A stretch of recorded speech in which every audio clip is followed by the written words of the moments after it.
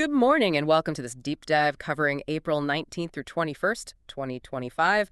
We've got quite a packed agenda today. We're looking at the latest happenings across the major PCGs, Pokemon, Lorcana, Magic, The Gathering, and One Piece 2, plus maybe even a little Switch 2 news sneaking in. So let's just get right into it. Yeah, it's actually pretty striking how much is going on all at once across these different games. Really shows how, vibrant the whole TCG scene is right now, constantly changing. Absolutely. So let's kick things off with Pokemon. The big shakeup is that recent rotation to the Scarlet and Violet series. It's quite a change, isn't it? Going from 16 legal sets down to just 11. Right. And that shrinks the card pool significantly from about 2,671 cards? Yeah, down to roughly 1971. That kind of cut always has like ripple effects. What are some of the bigger implications you see from a reduction like that? Well, a cut that big often forces a sort of rediscovery period.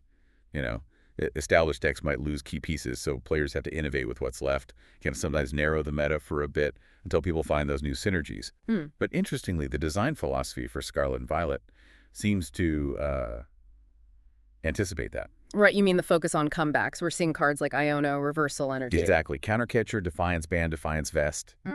They're all geared towards players who are behind on prizes. It almost feels like falling behind could become like a strategy for some decks. But is there a risk there, relying on those comeback mechanics? What if you just can't get set up? Oh, absolutely. That's a critical point. These cards offer potential, yeah, but they don't guarantee anything. You still need a functional board, a plan, It adds complexity. It's not just about getting ahead early anymore. And speaking of dynamic shifting, Voodoo from Prismatic Evolutions sounds like it's surprisingly good at slowing things down. Yeah, that itchy pollen attack can really disrupt those fast, aggressive starts. But then we also lost some key aggressive cards in the rotation, like Radiant Greninja, Stop. Trekking shoes, too. Big losses for speed. So the big question is, can aggressive decks adapt? Will they find new ways to pressure early in this S&V environment? Aggression usually finds a way, Players are pretty resourceful. The challenge now is figuring out which S&V cards can fill those gaps, and whether the comeback stuff is enough to keep pure aggro in check. Okay, well, one deck that seems to be popping up early is built around Dragapult X. The League Battle deck itself looks like a pretty decent starting point. 4 Dragapult X, Fazandipity X, Unfair Stamp. Yeah, and Buddy Buddy Poffin, Luminous Energy, some really useful cards in there. But obviously people are already tweaking it. Why do most lists seem to run like fewer than 4 Dragapult X? That's a good spot. While 4 seems logical, the real strength is setting up Dracloak consistently. Dracloak's Recon Directive ability lets you search your deck. Running too many big Stage 2s can just make your hand clunky, makes it harder to get Dracloak out early. Ah, okay, that makes sense. You want those Dracloaks online, and it sounds like Rare Candy might be less popular now. People are evolving through Dracloak more. Yeah, for that consistency. And you mentioned Voodoo. That seems to be a key tech. Right. For stalling early with Itchy Pollen. Buys you time to set up. Exactly. And then you see other small tweaks, like maybe a thin Halucha line or Munkidori with Dark Energy. A thin line? You mean just like 1 or 2 copies for specific situations? Precisely. Halucha for fighting weakness. Yeah. Maybe Munkidori for psychic weakness or the mirror match. Just little tech options. Gotcha. And Crispin seems preferred over Mila for energy attachment now, just more reliable. Yeah, unconditional attachment is usually better than waiting for a KO. Plus, more countercatchers alongside Boss's orders for control. Right. Maybe 2, potentially even 3 countercatchers. And then you choose your partner. Munkidori for mirrors, or maybe Dust Noir for that explosive potential. Yeah, I saw specific out and in lists depending on which partner you go with. It's amazing how fast these decks evolve. It really is. The community just jumps on testing and refining things so quickly. Keeps the meta interesting. Okay, let's shift gears to the Pokemon TCG market itself. Seen some ups and downs lately.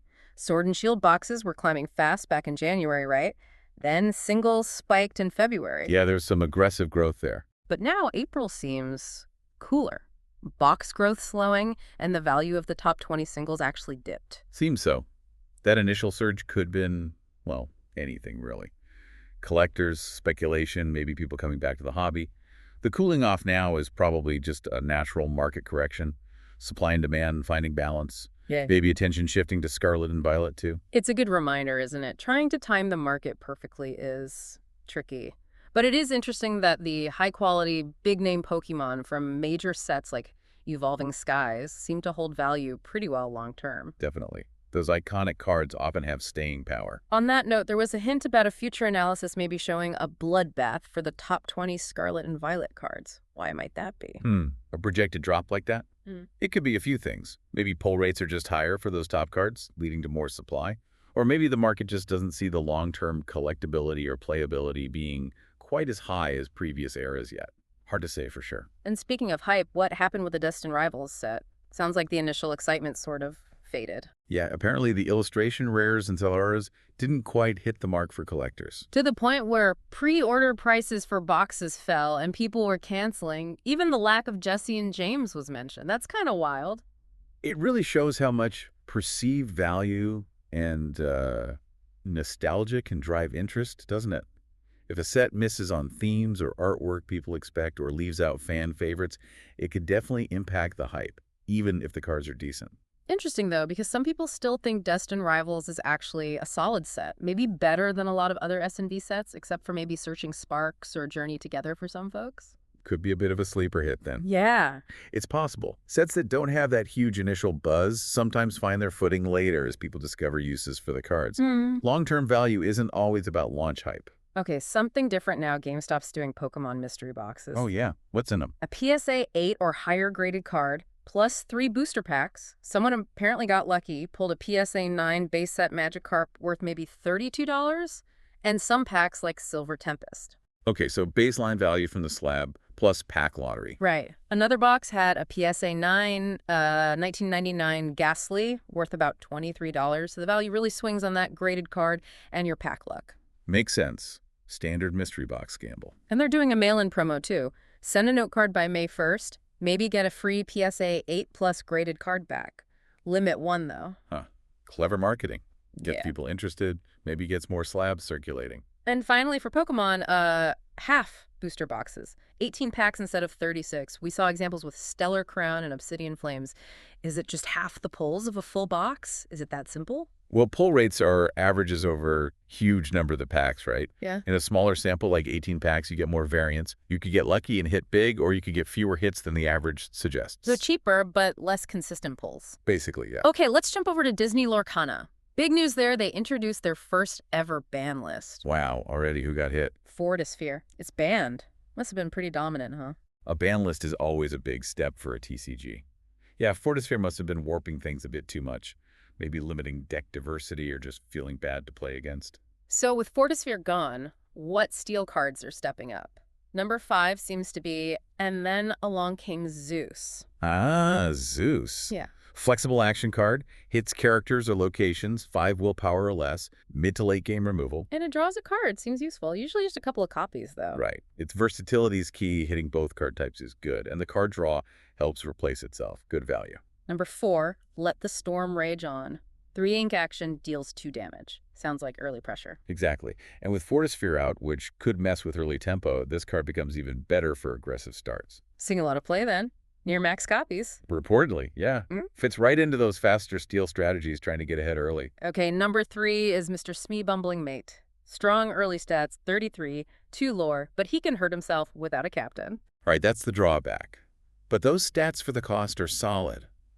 And apparently, he combos well with Cogsworth Grandfather Clock. Yeah. The self-damage can trigger Cogsworth's draw ability, turning a downside into an upside. Yeah, that's the kind of synergy players love to find. Leveraging everything. Number 2, Steel card.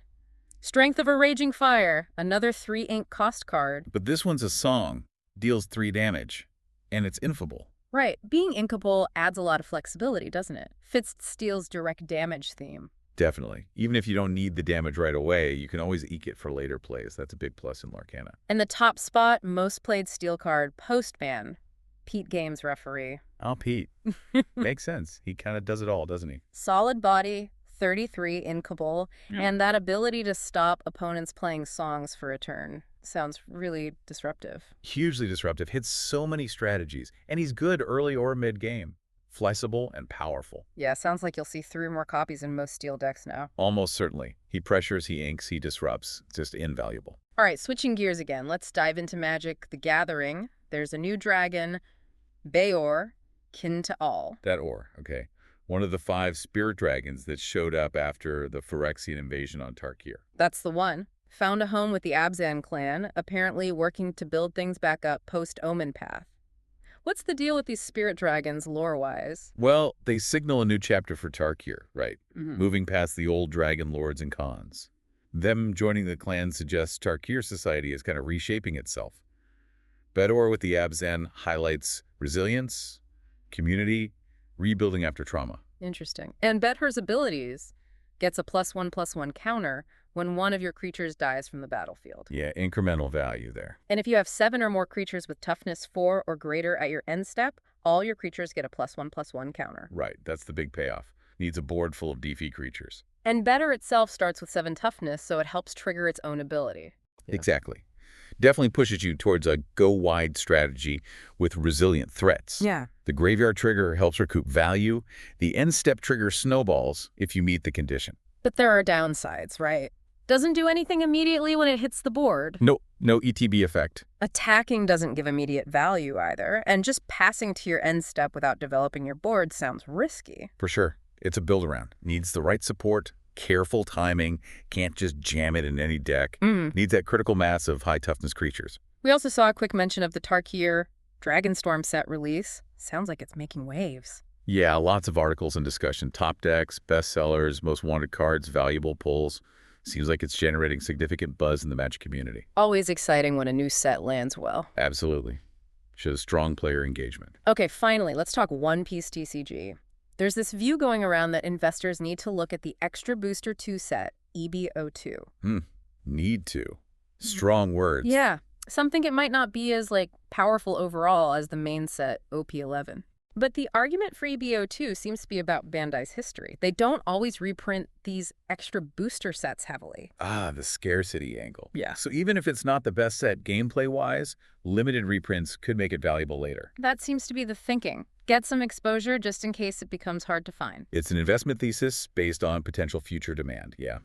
If Bandai keeps it scarce and it has desirable cards, the secondary market value could rise over time. The advice seems to be, though, if you had to pick between EBO2 and OP11 right now, same price. Go OP11 first. Makes sense. Probably safer for immediate value or playability. But EBO2 does have exclusive key cards. The big one is the Gear 2 Luffy Manga Rare. Lots of hype, expected to be pricey in English. Manga rares are always huge chase cards. Plus other unique Luffy cards, Sanji, Vivi, Nami, Usopp, Jewelry Bonnie, Yamato, all only in EBO2. So exclusive versions of popular characters. Yeah, some are calling it maybe a Luffy and waifu set because of the focus. Huh. Okay, well, exclusive, desirable character cards, especially manga rares, can drive set value. Look at the Chopper manga from EBO1. Right, that card's worth a lot, even though EBO1 wasn't super deep otherwise. Lends some weight to the idea for EBO2. It does. Shows potential in these extra boosters, even without tons of competitive staples. It's not all new stuff in EBO2, though. Includes reprints like Boa Hancock from OP07, Yamato, Perona, Reiju from OP06. Reprints. That can be good for accessibility for newer players or people who miss those sets. But for pure investment potential, some might prefer more exclusive new cards. Reprints can sometimes dilute that long-term appreciation a bit. Makes sense. Okay, quick detour now into general gaming news. Nintendo Switch 2 pre-orders got a U.S. date, April 24th. Whoa, okay. That's big news for gamers. Lots of anticipation there. And apparently some accessory prices are getting adjusted, announced after April 2nd, citing market conditions. Ah, price hikes on accessories around a new console launch. Not entirely surprising, but good for people to know. Yeah, looks like the Pro Controller, Joy-Con 2 charging grip, wheel set, camera, power adapter, Joy-Con 2 strap are all up $5. Okay. The all-in-one carrying case is up $10, and the basic case and screen protector is also up $5. But the console itself and games aren't changing price. Nope, system, games, bundles prices holding steady there, which is good news. Definitely. And there's a suggestion to maybe skip the official all-in-one case at $85 anyway, since cheaper options exist. Always good advice to shop around for accessories. Here's a potentially useful tip, too. It's expected that original Switch Joy-Cons and the Pro Controller will work on Switch 2. Oh, backward compatibility for controllers. That's very consumer-friendly. Saves people money up front. Yeah, and third-party controllers, too, probably. Might not need new ones right away. Good news. And for anyone wanting to snag one at launch, the advice is check local game stores, not just the big chains, for potential midnight pre-orders starting around the 24th. Right. Smaller local shops sometimes offer different opportunities or events. Worth checking out. Well, that pretty much wraps up our deep dive for this period, April 19th through 21st, 2025. We definitely covered a lot of ground. Pokemon meta shifts, market buzz, Lorcana's first ban, a new Magic Dragon, One Piece investments. And that Switch 2 news, too. Yeah, a snapshot of how dynamic these hobbies are. Always something happening. So, thinking about all these recent developments, what upcoming release or trend are you most excited about? Something for everyone to mull over, maybe dive deeper into the communities for the games that catch your eye. Thank you for joining us for this deep dive into the week of April 19th through 21st, 2025. We hope you found it informative. And don't forget to check out 151collectables.com for all your TCG needs.